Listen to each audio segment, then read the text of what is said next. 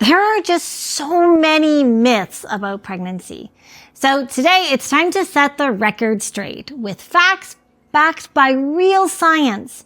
Today we're learning the truth about all these common myths. But first, I'm Marie. I'm a holistic health coach, and I spend a crazy amount of time researching pregnancy and birth, so you don't have to. And this channel is all about empowering you with knowledge and holistic tools for your best pregnancy. Now, let's get started. Here's one of the biggest misconceptions about pregnancy. The myth: avoiding kitty litter is the most effective way to avoid toxoplasmosis. Okay, first, toxoplasmosis is a serious concern, but your kitty litter is actually the least common way of contracting this parasite. Your cat can only be affected if she's eaten raw meat, usually mice, or if she's dug in infected dirt. Now, if your house is a house cat who never goes outside, then the risk of your cat having toxoplasmosis, well, that's pretty much zero. And even if you have an outdoor cat who catches mice all the time, you can still only catch the parasite from kitty litter if your cat is infected for the very first time. So if your cat hunts outside regularly, then likely they already have immunity. And guess what? You might have immunity too.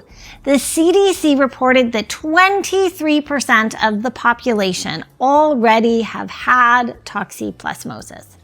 And there is no risk to baby with reinfection. So you might have had it and not even noticed, since the symptoms, they feel pretty much the same as the common flu. So what is the actual most common way of contracting this parasite? Contaminated raw meat and dirt from unwashed veggies. You see, the parasite can live in the dirt. So when you're working in the soil or eating unwashed produce, that carries a significant risk. Now, if you love gardening, I want you to rest easy. There's a few options. So you can ask your doctor to get screened so you'll know for sure if you've had it or not. Then when you're out in the garden, you can wear gloves and you can wash your hands after, and you might even consider wearing a mask to avoid inhaling any particles. And if you love garden produce, it's a very good idea to wash everything, and especially anything that has been in contact with the soil. Plus, washing your produce reduces a whole bunch of other foodborne illnesses, so it's a good habit to get into. And as for the contaminated raw meat, which is the most common way of infection, you can avoid this risk by simply making sure that all your meat is cooked and making sure that any surfaces that come in contact with the raw meat, so your cutting board, dishes, countertops, knives, are all really well washed. Okay, here's another pregnancy myth. You are eating for two. Although it's a super common expression, you don't actually need twice as much food. But you also don't need to stress so much about the weight gain. In fact, the latest research suggests that gaining too much weight might be safer than not gaining enough. Confused? I know. I want to help you get some clarity here. So the first thing I want you to know is that, and I hope this is going to bring you some comfort actually, is that your body will put your baby first no matter what. It's how we are all set up biologically. So even if you don't eat perfectly all the time, please know that your body is always supporting your baby and giving baby everything that it can. For example, you need a whole bunch of calcium during pregnancy because you are building an entirely new skeleton completely from scratch. So your body will use the calcium that you're eating, but if you happen not to need enough calcium, then your body will pull it. It will pull it from your bones in order to give it to your baby. And the same goes for many other minerals like iron and magnesium and potassium. Your body prioritizes your baby's needs above yours. So yes, you do need all those extra nutrients, but in terms of calories, it's only an additional 300 to 500 calories per day. And that's only in the second and third trimesters. So how much weight gain is healthy? Well, in terms of a healthy baby, what the research shows is that gaining too little weight is associated with many more negative outcomes than gaining too much.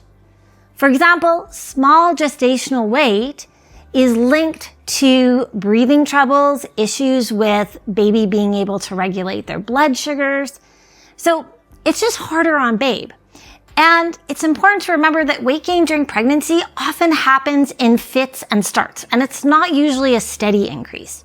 Typically, women are going to see the most weight gain during the second trimester because this is when you get that big bump in blood volume and amniotic fluid. And then in the third trimester, weight gain can vary because a lot of it can be due to water retention and swelling. Sometimes that can be up to 11 pounds. That's a lot of water. And this water weight, it usually comes up super easily after giving birth. So back to our question of how much weight is healthy. Well, here are the current guidelines, which depend on your pre-pregnancy body mass index. So for normal BMI, gaining 25 to 30 pounds is healthy. For underweight women, the recommendation is to gain 40 to 50 pounds. For overweight or obese women, the recommendation is to gain 15 to 25 pounds. But here's the kicker. Statistically, very few of us actually do that. 70% of women, the vast majority, either gain more or less than those weight recommendations. So if the overwhelming majority of women are outside the range of normal, then maybe our range is too narrow, and our guidelines for weight gain are perhaps too rigid. I think the most important takeaway here is to enter your pregnancy at the healthiest way possible and then focus on eating healthy and as healthy as you can during your pregnancy. And relax a little bit about the number on the scale. If your doctor isn't concerned about your weight, then you shouldn't be either. And if your doctor is overly concerned about too much weight, then it might be worth getting a second opinion.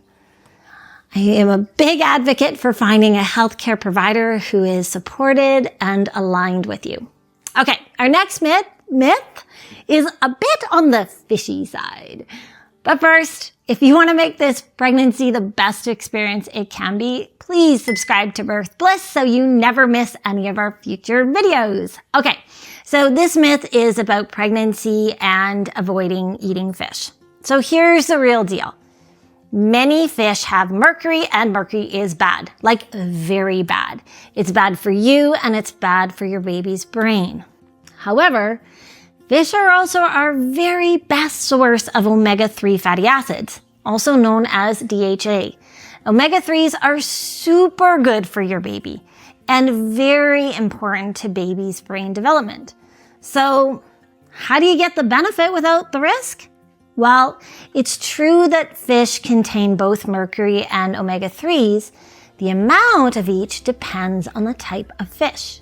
So your best option is to choose to eat fish that are really high in the omegas, but really low in mercury. This is one of the best ways you can support your baby's brain development.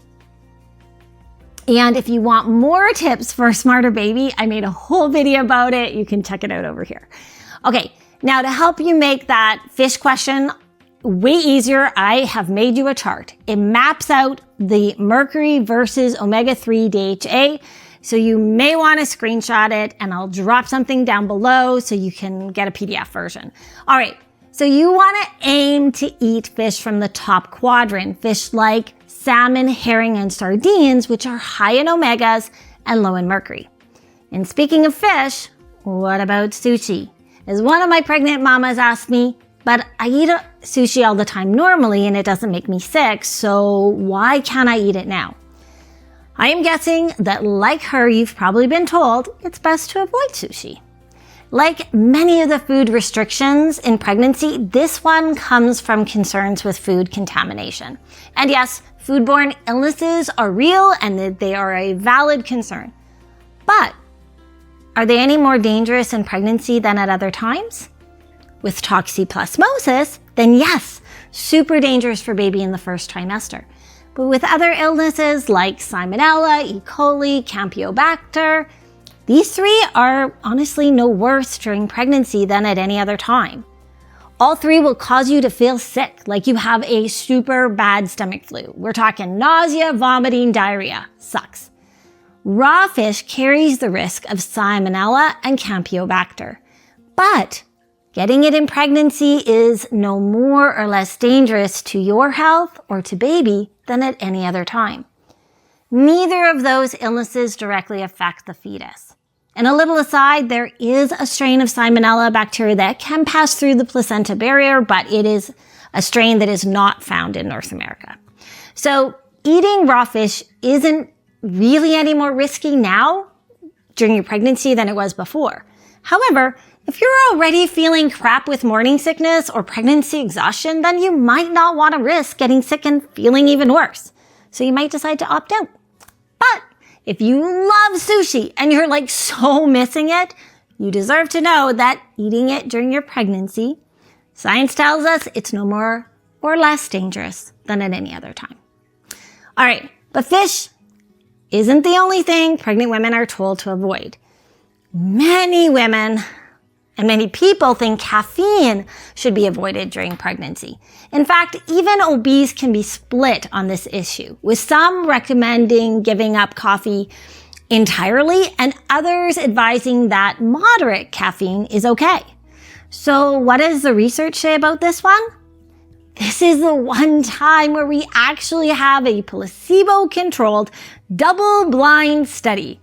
And that is awesome because it's considered the gold standard in research, but it's really tricky to do with pregnancy-related stuff. So the fact that we have a study like this for caffeine is awesome. Now, the study was done in Denmark with over 1,200 women, so that's a good survey size. And the women were given either decaffeinated or caffeinated instant coffee to drink each day during their pregnancy, and they didn't know. The result? There was 0 difference in the health of the babies. And the other non-randomized studies have found really similar results. So the scientific evidence is pretty clear that in moderation, coffee, tea is totally safe. So if you would like to happily enjoy up to 2 cups of coffee a day during your pregnancy, the research supports you. And I don't know about you, but I love my coffee, and I was pretty delighted when I found the truth out about this myth. Though I gotta say, I was too nauseated through most of that first trimester to enjoy coffee. And speaking of morning sickness, that brings us to our next myth. In this case, it's the name that is misleading. Morning sickness. When I was pregnant the first time, I was so pissed off that I felt sick all day long. Like, I felt like I'd been lied to. Like, what the heck? It's called morning sickness. So to me, that meant it should be all done by noon every day. But of course, that was not the case. And perhaps you've experienced the same thing. Near constant nausea, random, unexpected gagging, or even throwing up. Statistically, vomiting happens to about half of us. And pregnancy nausea is even more common. That happens to between 80 to 85% of all pregnant women. Now, the reason it's called morning sickness is because there is a correlation between low blood sugar and more nausea. And since blood sugar levels are often lowest when you first wake up and you've effectively been fasting while you slept, most pregnant women experience some nausea in the morning. It's just that it's not limited to the AM, as you've probably figured out. If you happen to be watching and are currently suffering with nausea, then I really want you to check out my Bye Bye Morning Sickness formula. It's a super unique approach that combines science-based practices with energy healing. So it's a little bit woo-woo, but it totally works. And I promise it is unlike anything you've seen before. So I'll drop a link down below if you're curious about that. All right, on to our next myth. Now, have you been making guesses about your baby's sex? Or have people been looking at your belly and using the shape to predict baby's gender? Now, research shows that the shape of your belly and how you carry baby low, or high isn't correlated with gender. It has a lot more to do with your own body, your overall body shape, and just muscle tone. Before ultrasound, when we had no reliable way to know a baby's sex before birth, lots of different methods developed to predict gender. But none of these have actually been proven by science to be accurate. But they do tend to work about half the time. And that's because at any given time, you have a 50% chance of being right. So speaking of predictions, here is one more myth. Heartburn during pregnancy predicts a baby born with lots of hair. While this one is a pretty fun idea, there is very little evidence to support it. The reason you've probably heard it is because of one tiny study. Now, this study was done at Johns Hopkins, and they found a possible correlation between heartburn and fetal hair growth. However, the study was small, with only 64 women.